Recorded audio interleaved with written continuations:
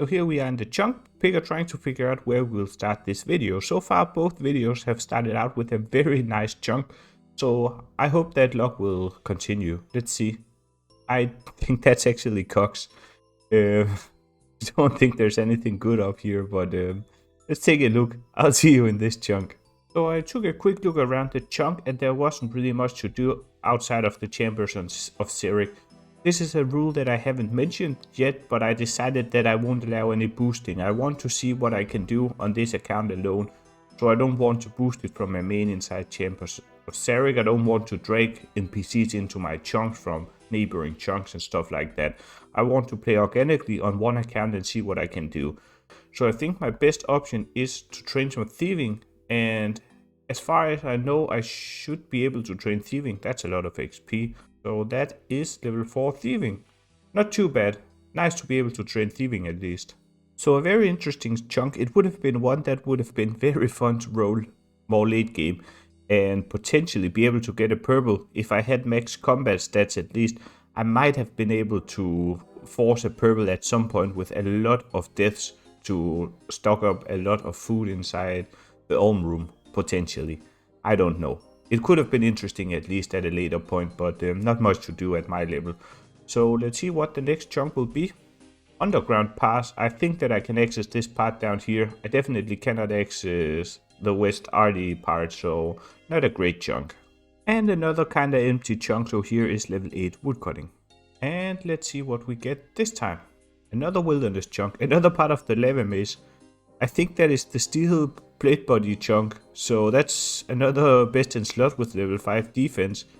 I think it must be the steel plate body chunk, and that's a lot of money as well.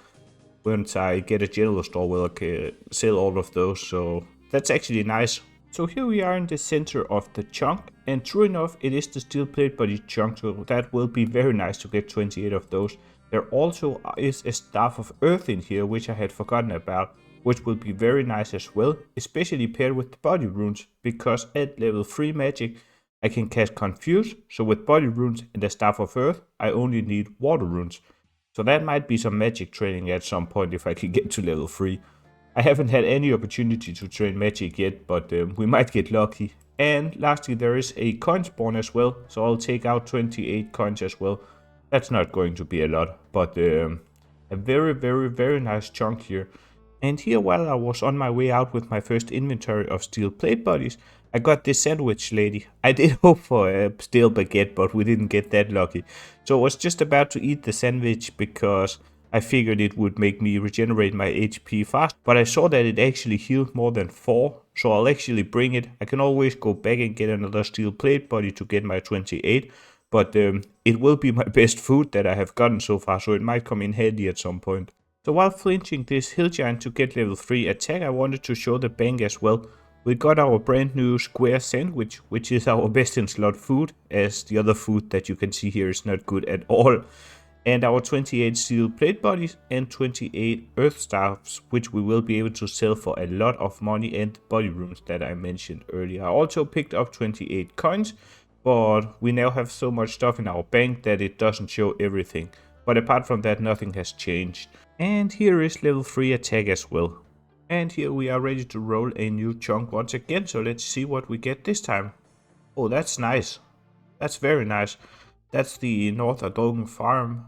I can at least get a farming level if nothing else. So here we are in the new chunk, and I found something interesting in here. There is a wheat field.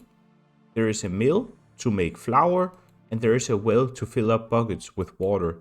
So I'm going to be picking up 28 wheat, making 28 pots of flour, and making 28 bread doughs, because it doesn't give any XP, so I can have them in the bank, and at some point when I get a stove and I don't know what to train, I can cook some bread. I will probably be using my level on raking and getting a farming level, but that's what I'm going to be doing now. I also have 28 wheat from the Janil chunk, so I will be making 56 breads, and that's probably going to be very fun to do manually. That's ironic, it's probably going to be miserable, but I will be back once I have 56 breads. So let me quickly show you some flour making tech up here. Before, I didn't know that you could actually make multiple in a row. So you can put in the flour in the hopper, you can make the grain in the hopper make the flour, and you can operate the controls. So you don't have to go downstairs every single time. I started out doing it that way, and I thought this is going to take a very long time. But this is actually not bad then. I can just make the entire inventory of grain into flour and then pick it all up. It turns out that there actually is a lot to do in this chunk. I finished all the bread doughs now. I'll show you once I show the bank after the chunk, and now I'm going to be picking up potatoes. There is a 1 in 34 chance, I think it was, to get a potato seed from picking up potatoes. I'm only allowed to pick up the 28 as stated by my rule set, so we need to get lucky to get at least 1 seed. 3 seeds would have been very fun, as that would have allowed us to actually plant them and get our first crops, but that would need some insane RNG. And since I've already gotten half the inventory and not a single potato seed, it doesn't seem very likely. But if I manage to get a seed, I'll show you. So while raking away trying to get a farming level, let's take a look at the bank. Most notably, I did get 60 bread doughs. I picked up the 28 wheat that I could, and I had the 28 from Yanil, and then I had some pots of flour already that I bought in one of the shops. I think it was in the Arty chunk. So I figured 60 would be a nicer number, and now I only have 2 pots of flour left. I also sheared 28 sheep, so we have 28 wool if we ever get a spinning wheel to start getting some crafting levels as well. And after waiting around for a little bit for the weeds to grow again, here is level 2 farming and our very first farming level. And here we are ready to roll again. Some very solid chunks so far in this video. I think that the artichoke is the only one that I would call a real S tier chunk so far. The one that we got in the second video or the end of the first one. So hopefully we'll get another one at some point, like Varrock or Lumbridge or something like that, with a lot of content, a lot of quests, but some very solid chunks with some nice content and some nice progression for the account as well. So let's see what we get this time. Another wildy chunk. The wildy altar out here. I don't have any bones unfortunately, and I don't think I can get any either. But let's have a look. So here we are in the wildy altar chunk out here. There actually isn't anything in this chunk at all. Not a single tree that you can chop, not a single NPC, nothing. So according to my rule set, I would actually have to re-roll this chunk as it doesn't have any way to gain XP. But I did figure out that when the people out here die, I can pick up their bones and then I will be able to use them at the chaos altar. So I think that I'll actually just use that as my trading method and get a prayer level out here. Let's see, when this guy dies, he should drop some bones, and then I should be able to use them at the altar. Let's see if this bone is enough, if I get lucky. That's actually pretty lucky. I didn't get to keep the bone, but level 2 prayer by using the bones of the people dying out here. That's funny. And let's see what we get this time. Castle Wars. That could in theory be a collection log slot. I will count the arena as well. So I guess I could get the tickets to buy something and not spend the reroll on a level for the first time and actually get a collection log slot. I'll have to see if Castle Wars is active or not. Here we are finishing our first Castle Wars game, and it does look like we can get Castle Wars tickets, which is very nice, since then I will be able to buy stuff from the shop. And I think that almost every single thing is a collection log slot, so I can choose which one I want to buy, and I'll start saving up some tickets. So after playing a lot of Castle Wars, I have managed to get 35 tickets and 35 plaudits. I looked at the wiki and I can apparently buy these crates for a plaudit, which I get for every single ticket that I get, but it's a different currency. So I'll buy 28 of those, which is my rule set, 28 of these kind of things, because I could play Castle Wars indefinitely without ever getting XP, so I want to set a limit. And I think that I will be buying these boots. They only cost 4 tickets, so I got some extra. I had to AFK for a bit more, so I figured I might as well just get some extra tickets. There are some other boots which are better, but these boots I can wear at 5 defense, and I think it will be a little bit more fun to get something that I can actually wear soon. And they do have some nice defensive stats, so it will be very nice to get a new best in slot, and I figured I would go with the boots because I guess it will be difficult to get another set of boots. Climbing boots is probably my best chance, and I doubt that I will get those since I need to roll a few chunks in a row. So before opening up our 28 crates, I figured we would take a look at the drop table. A lot of blighted supplies, which will be very nice as I can go into a PvP world if I need to do some difficult content at some point. So especially super restores will be excellent, as I think Herblore will probably be impossible.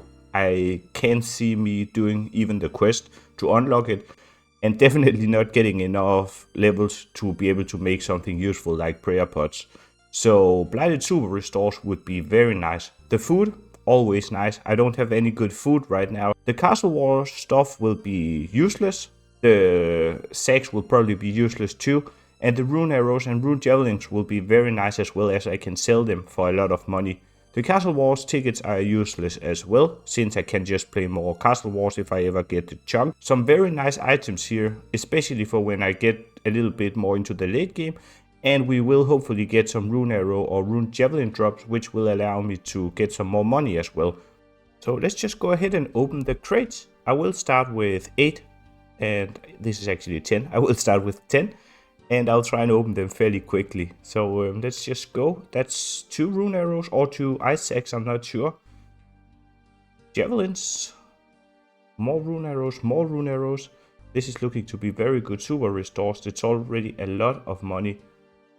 Unfortunately, a good bit of the castle wars stuff that we can't use. But hopefully some more restores would be nice. The food is very nice. The rune arrows is a lot of money as well. But I only saw 4 restores so far and 4 more. But hopefully we can get at least 1 more super restore drop in the last crates. Let's see. It doesn't look like it. I'll take out all the items and then I'll show you. So this is all that we got from the crates. On the main account it would have been almost 700k, which is kind of crazy with my rule set. And the chunks that I have gotten so far. I think the bank beforehand was maybe like 40k or something like that. But a lot of food. Thinking about potatoes being my best food beforehand. So I can enter a PvP world and I will have some great food available. 8 restores isn't very lucky. I could have hoped for more. But we'll take it. It's better than nothing. And a lot of money. I'm not sure how close this price is to the elk price or the general store price, but if I have like 100k here potentially, that's insane. So here we finally are ready to get the decorative boots. I think it's pronounced, it's probably not. And our very first collection lock slot that we can actually get. I did get the Mark of Grace, but I couldn't pick it up. So that's the first time that we use a collection lock slot to actually roll a new chunk. I can't wear them yet, but here are the stats. It's a little bit of defensive bonus and they'll probably look very good once I get 5 defense. So here we are ready to roll another chunk. The Castle Wars chunk ended up being excellent with all the money that I will be able to get out of all those rune items and a lot of very nice food. So maybe we could get a chunk with a general store this time to be able to turn all the items into money. That's not a general store. Let's see if there actually is something here. It's green dragons. This might be very difficult. So this chunk does not have anything at all apart from green dragons. Oh, I was just about to record the clip, or I was recording the clip. Let's burn this lock and then we'll see the Captain Honor of random event. It's been a while since I got a random event. He just completely crashed my clip here. A gold bar. I was about to say that it's very nice to have a few skills like fire making at the moment, which I can just bring into another chunk to train from my bank.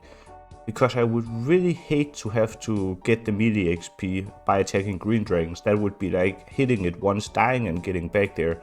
So very nice. Level 4 fire making. And here we are ready to roll again. Let's see what we get this time. Another desert chunk. I really dislike desert chunks.